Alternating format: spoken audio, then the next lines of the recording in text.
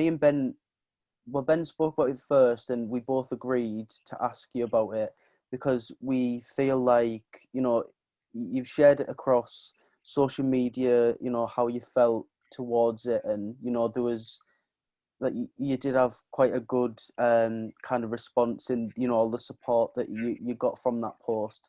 But we wanted to give you kind of like a voice on this platform. You know, we don't have the biggest platform, but we've got enough fans on across all of our pages and the channel to kind of, you know, share your story on it, your view, and, you know, what kind of happened, and, you know, how you feel about it all. I know me and Ben felt really strongly about, you know, letting you kind of get that across, if you like.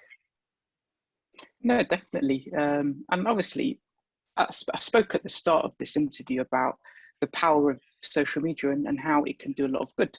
And like I said, if it wasn't for social media, we wouldn't be having this conversation. No one would know who the hell I am if it wasn't for social media. So I'm absolutely grateful for that.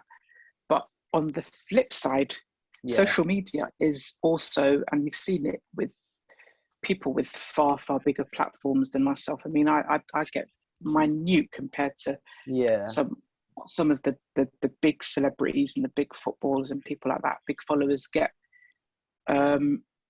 But it doesn't matter if you've got 10 followers, 50 followers, 1,000 followers, 1 million followers.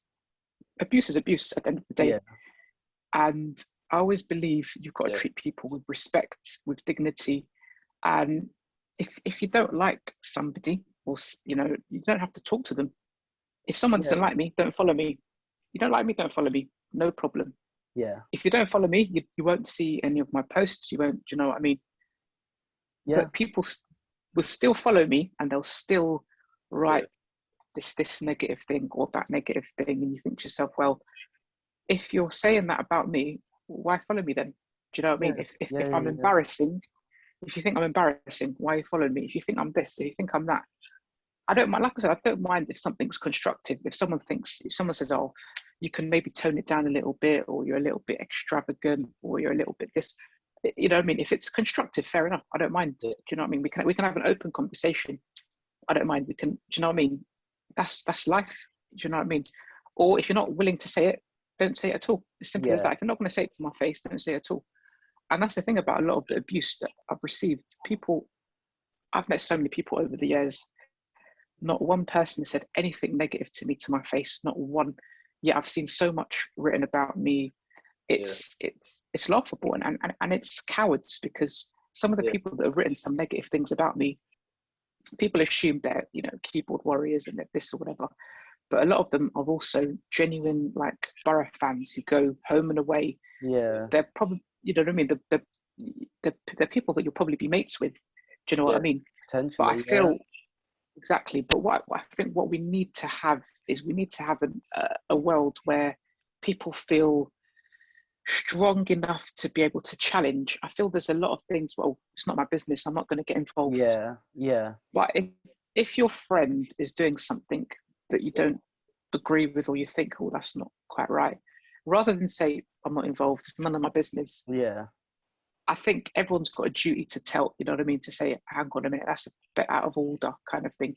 And I feel sometimes what people do is they don't instigate the abuse. They might like the comment that their friend has written, just because they haven't said it. By liking it, you're kind of you're like fueling it, aren't you? Exactly. So you're doing just as bad as they are. So I always think, hang on a minute, let's bring things a bit back away now and think it's getting a bit much, kind of thing. But people don't see things like this. They think, oh, I'm not giving like the main kind of abuse, so it's all right. But actually, if your mate is giving abuse, or if they're going a little bit, do you know what I mean? You feel free to kind of challenge it and say, do you know what, that's out of order, it's too far, it's this or that. But we live in a world where people feel they can say whatever they want, and because social media has no consequences, people, there's no limit. People can go as far and beyond.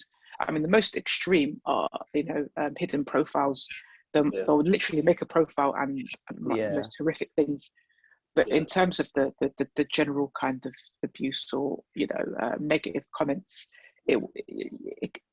it's people. I mean, I've seen them at matches. I recognize their faces. Mm. Yet they'll walk straight past me, or they'll see me from a distance, but they'll never come to my face. I'm thinking, so you write about me on social media, but you're not going to say it to my face. So what does that make you? Yeah. Yeah. So I think it's just coward behavior, to be honest.